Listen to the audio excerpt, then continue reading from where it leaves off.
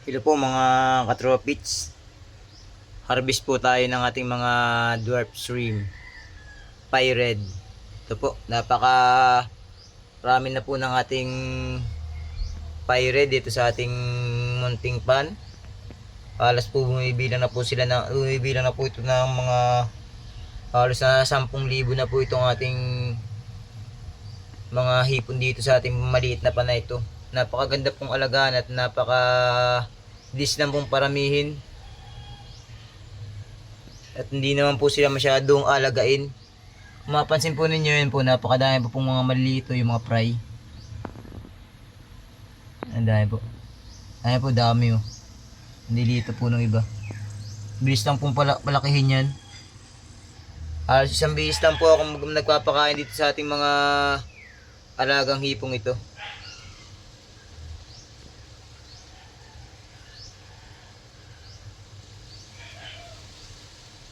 Ayan po, dito po yun. Ayan po, dami po niyan. Sa ilalim po nitong, pag inangat po natin itong halamang-halamang yan, napakadami po niyan sa ilalim. Yan po mga naninirahan yung ating mga hipong yan, napakadami po. Yan pong parang natin, ito po yung Christmas moose oh. Yan po yung Christmas moose.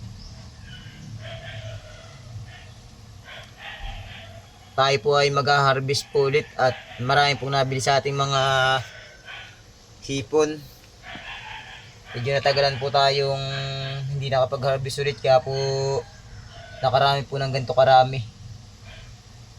Yung minsan po kaya po pala ako nagtataka ay bakit ang balam nilang dumami ay may napasama po palang mga platy. Nakalagay dito sa taas ng aking pinaglalagyan lang ay may mga tumalon. Siguro mga 10 platy yun. Ay kinakain po nila yung mga anak ng ating mga hipon. Kaya po hindi po nahanap ko yung mga anak nila ay halos napakaunti po nung natitira. Yung pala po ay kinakain ng ating mga isda. Kaya po kung magkaparami po kayo itong mga gantong uri ng mga hipon, ay wag na wag po ninyo sasamahan ng mga isda at yan po ay kinakain nila yung mga anak. Kung gusto po ninyong paramihin, hipon lang po yung talagang ilagay ninyo. Yung pag sa una lang naman po, nagkakamiron po ng mga kitikiti. Pero po pag nakarami na po yung mga hipon ninyo, katulad ganito na po karami yan, hindi na po sila nagkakakitikiti gawa ng kinakain na rin po nila yung mga kitikiti. Kaya naman po nagkakamiron dahil kakaunti pa yung mga hipon. Kaya nabubuhay. Hindi po nakikita agad ng mga hipon dahil medyo malawang yung lagayan. Pero pag po nakarami ng marami na sila, ay wala na po nabubuhay na kitikiti dyan. Kinakain po nila yung mga itlog ng mga kitikiti. Tapos po mayroon din po dito mga suso. Ayan po yung mga susung yan oh. Ang dami po mga suso po yung sinasama ko dyan. Yung maliliit na susong yan. Yan po yung mga nakadikit sa kahoy na yan. Susong maliliit po yan, dami rin po yan. Double purpose po yan. Pinapakain ko naman po sa aking mga alagang crayfish.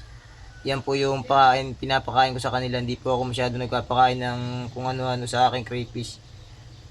Mula pagkaanak po ay yan na lang po ang pinapakain ko. Nabubuhay naman po. So may nilalagyan ko lang po ng guppy grass. Buhay naman po halos silang lahat.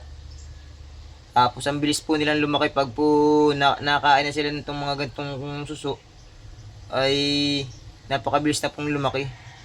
Minsan po bibidyohan ko po yung mga crayfish kong napanak dito sa amin at ilang buwan pa lang po ay napakalalaki na po agad nila dahil po dito sa mga susong